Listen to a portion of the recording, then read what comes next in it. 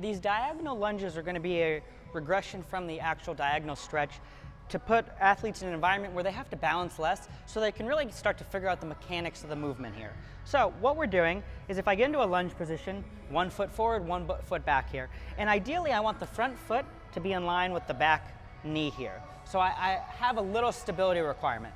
The further out my foot goes, the easier or the less stability I need here. So you can play with that, or that's a variable you can throw in when working with different levels of athletes. But ideally we want to work to having the heel in line with the knee. Then with that said, instead of having my toes pointed straight forward, I'm going to angle them out from 45 degrees. And then from there, if my right foot's forward, my right hand's going to be the one doing the reaching.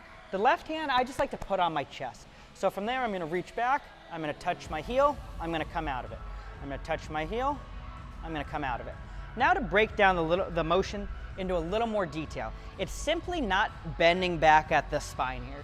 Yes, there is going to be spinal extension, but we also want rotation and hip extension as we're doing this. So the way I like to tell people this, especially for this movement, is at the top of this rep here, I think about rotating my shoulders as much as they can go, and then when I can't go any further, then I kind of start trickling down my spine, continuing to rotate and extend while pushing this hip forward.